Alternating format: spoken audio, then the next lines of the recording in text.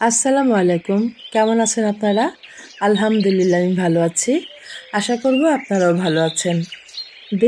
দেশের বাইরের আমার সকল শুভাকাঙ্ক্ষী বন্ধু-বান্ধব সবাইকে অনেক অনেক ধন্যবাদ জানিয়ে আজকের মূল রান্নায় চলে যাচ্ছি।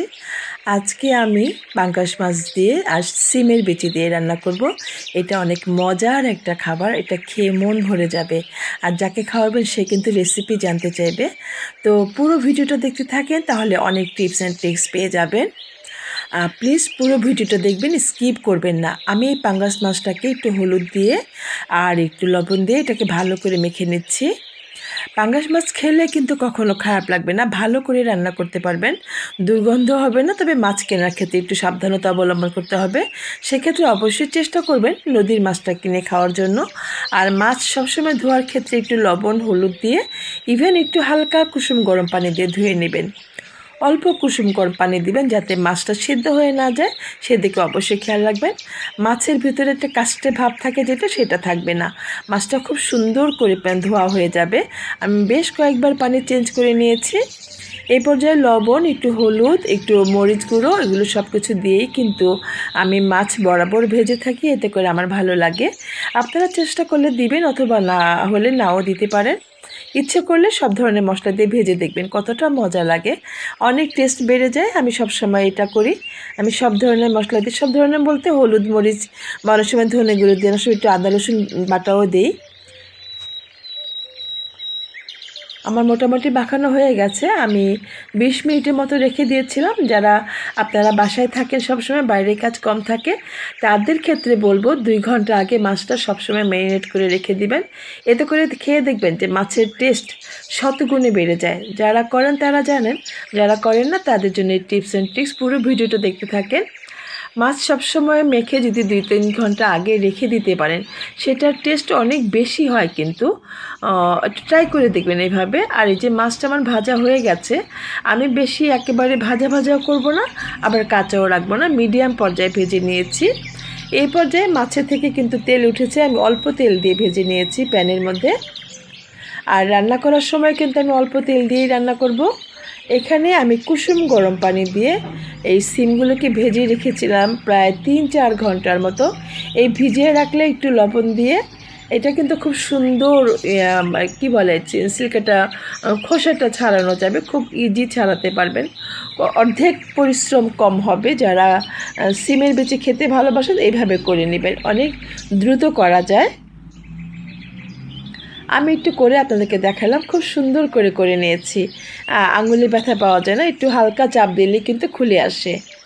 এই পর্যায়ে কিন্তু প্যানের মধ্যে আমি অল্প করে তেল দিলাম, পেঁয়াজ দিলাম প্রায় 3 থেকে 4টির মতো, আর মরিচও দিয়েছি প্রায় 5 থেকে 6টির মতো, 6-7টার মতো দিয়েছি। এটা একটু ভাজা হয়ে গেলে আমি একটু লবণ দিব।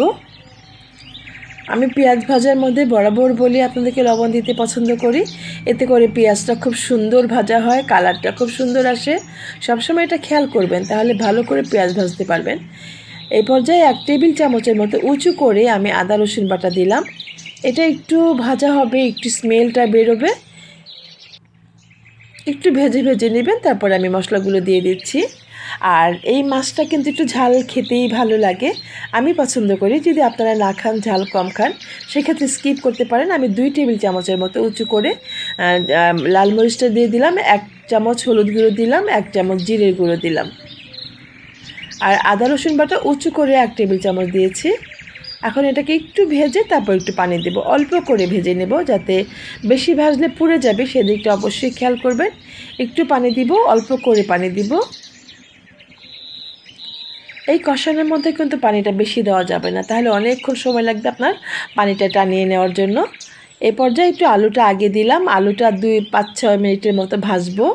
একটু ভেজে নেড়ে চেড়ে যখন একটু দেখবো যে একটু সুন্দর স্মেল বেরিয়েছে বা একটু ভাজা হয়ে গেছে, বুঝতে পারবেন।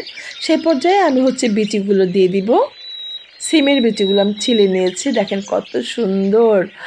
আর এই খাবারটাকে যে কত মজা, যারা খান নাই তাদেরকে বলবো প্লিজ একবার ট্রাই করে দেখেন।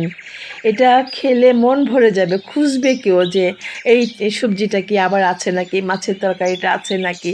এটা এত মজা হয়। হ্যাঁ, আমি বলবো আপনাদের অবশ্যই ট্রাই করে দেখবেন। এটা কিন্তু প্রায় আমার ভাজা হয়ে গেছে, কষানো হয়ে গেছে। এই পর্যায়ে আমি একটু টমেটো দিয়ে দিব। প্রায় ৫-৬টার মতো ছোট করে কিউব করে টমেটো দিয়েছি। আলু, টমেটো আর সিমের বিচি এই মাছটাকে এত মজা করবে, প্লিজ একবার হলো খেয়ে দেখেন। এটা কতটা টেস্টি হয়। এখন কিন্তু বাজারে অনেক সিমের বিচি পাওয়া যাচ্ছে। মোটামুটি সুন্দর করে কষাবেন, ভালো করে একটু দাঁড়িয়ে থেকে ভালো করে কষাবেন। নেড়ে চেড়ে দিচ্ছি যাতে তলানিতে লেগে না যায়। ভাজাটা হয়ে গেলে, কষানো হয়ে গেলে বুঝতে পারবেন। সেই পর্যায়ে আমি পানি দিব। পানি যতটুকু আপনাদের পরিমাণ মতো খেতে মনে চায় সেই পরিমাণ পানি দেবেন আপনার পরিবারের সদস্য অনুযায়ী। আমি পানিটা দিয়ে ভালো করে সবজিটা মিশিয়ে ঢেকে দিব। বলক তোলা পর্যন্ত অপেক্ষা করব। হুবহু আমার রান্নাটা দেখে ফলো করে রান্না করে খেয়ে দেখবেন সেম রেজাল্ট পাবেন। আর তখন আমাকে ছোট্ট করে কমেন্ট করে বলবেন আমার রান্নাটা কেমন ছিল। অনেক ভালো করে বলক চলে আসছে। এখন আমি সবগুলো মাছ দিয়ে দিব। অনেক মজার, অনেক টেস্টি। আমার বাবু বলে কি আমার এটা খেতে ইচ্ছে করছিল না, তুমি মাত্র এটা সিমের বিচি কেন দিলা, বেগুন দিয়ে রান্না করলে ভালো হতো। বাট খাওয়ার পরে বলেছে আসলেই টেস্টি। যখন বাচ্চা বলে দরজায় দাঁড়িয়ে যে আসলেই টেস্টি ছিল, তখন কিন্তু আসলে খুশি লাগে যে হ্যাঁ রান্নাটা সার্থক হয়েছে। আসলেই কিন্তু খুব মজা হয়েছে, আপনারা করে খেয়ে দেখবেন। মানে বুঝতে পারবেন না কত মজার একটা মাছের কারি। এটা এটা কত যে ভালো লাগার জিনিস, কতটা যে টেস্টি খাবার। হয়ে গেছে, আমি যতটুকু ঝোল রাখার আমি ততটুকু রাখলাম। এই পর্যায়ে আমি ধনেপাতা তো অবশ্যই দিই, আপনারা জানেন। আপনাদের ভালো লাগলে দিতে পারেন, ভালো না লাগলে স্কিপ করতে পারেন। তবে আমি খাবারের মধ্যে লাস্টের পর্যায়ে ধনেপাতা কাঁচামরিচ দিতে খুবই পছন্দ করি। আর এটা একটা স্ট্রং ফ্লেভার আছে, সেটা আমার খুব ভালো লাগে। বন্ধুরা যদি ভালো লাগে আমার ভিডিওটা প্লিজ আমাকে সাবস্ক্রাইব করে দিয়ে একটু পাশে থাকবেন।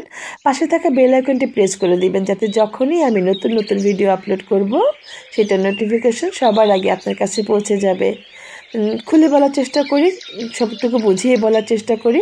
ভালো লাগলে লাইক কমেন্ট করে চ্যানেলের পাশে থাকবেন। তো বন্ধুরা ফিরে আসবো নতুন কোনো ভিডিও, নতুন কোনো রেসিপি নিয়ে। সে পর্যন্ত আপনারা সবাই ভালো থাকেন।